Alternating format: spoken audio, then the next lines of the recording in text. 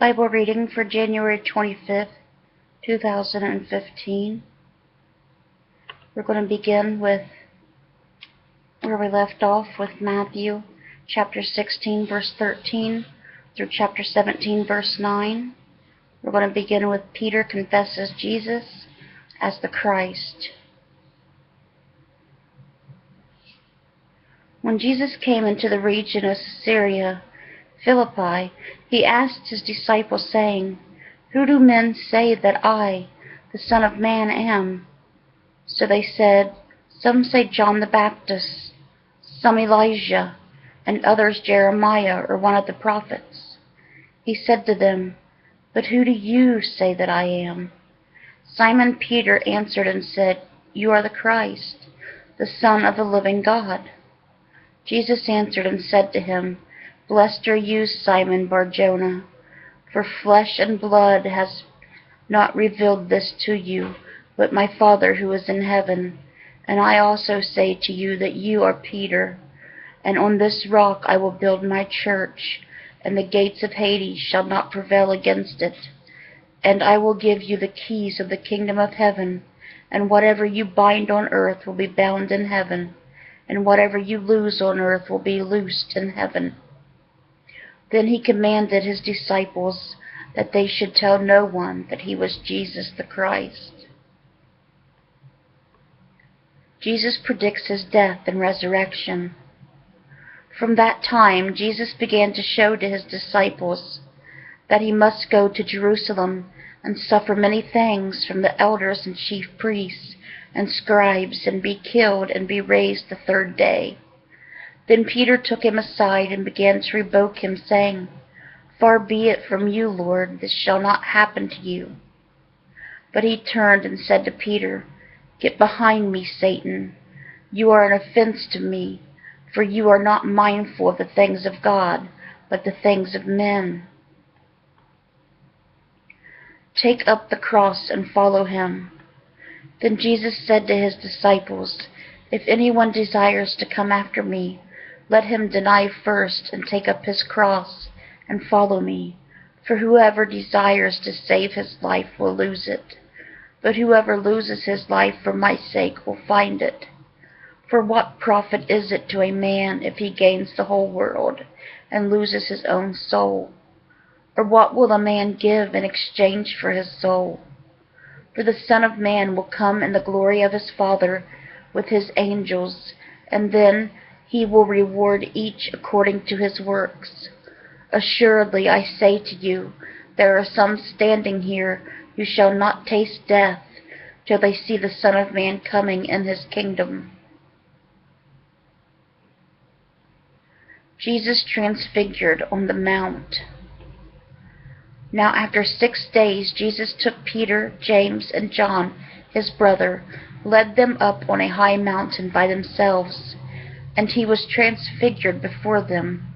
His face shone like the sun, and his clothes became as white as the light. And behold, Moses and Elijah appeared to them, talking with him. Then Peter answered and said to Jesus, "Lord, it is good for us to be here.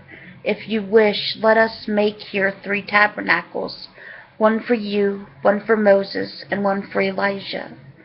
While he was still speaking, behold, a bright cloud overshadowed them, and suddenly a voice came out of the cloud, saying, "This is my beloved Son, in whom I am well pleased. Hear him." And when the disciples heard it, they fell on their faces and were greatly afraid. But Jesus came and touched them and said, "Arise, do not be afraid." When they had lifted up their eyes, they saw no one but Jesus only. Now as they came down from the mountain, Jesus commanded them, saying, "Tell the vision to no one until the Son of Man is risen from the dead."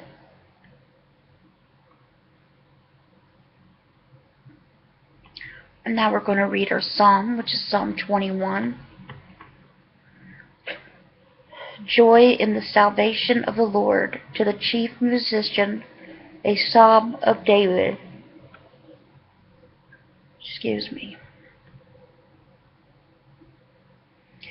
The king shall have joy in your strength, O Lord, and in your salvation how greatly shall he rejoice.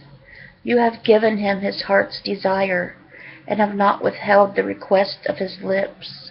Selah. For you met him with the blessing of goodness. You set a crown of pure gold upon his head. He asked life from you, and you gave it to him, length of days forever and ever. His glory is great in your salvation. Honor and majesty you have placed upon him, for you have made him most blessed forever. You have made him exceedingly glad with your presence, for the king trusts in the Lord, and through the mercy of the Most High he shall not be moved.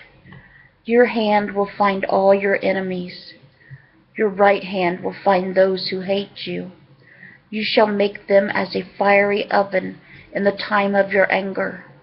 The Lord shall swallow them up in his wrath, and the fire shall devour them.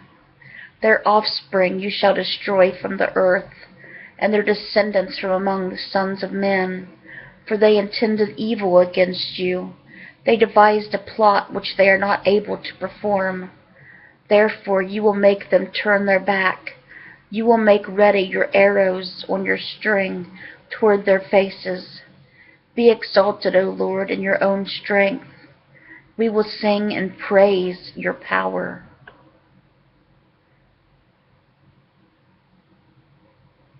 And that was Psalm 21.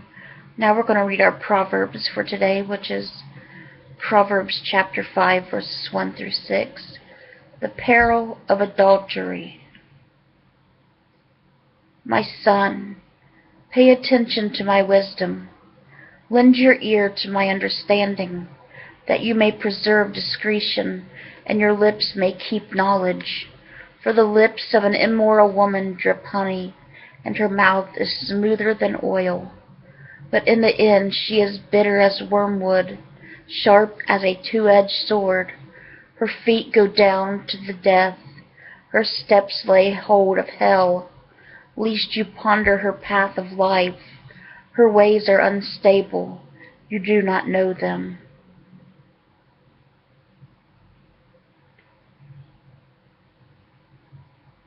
Okay, guys, that was Proverbs. That was the Bible reading for January 25th, 2015. I hope it touched your guys' hearts. I hope you guys are having a great day. Let's bring those souls to Jesus. And God willing, I'll see you again here soon with another Bible reading. Bye, guys. God bless.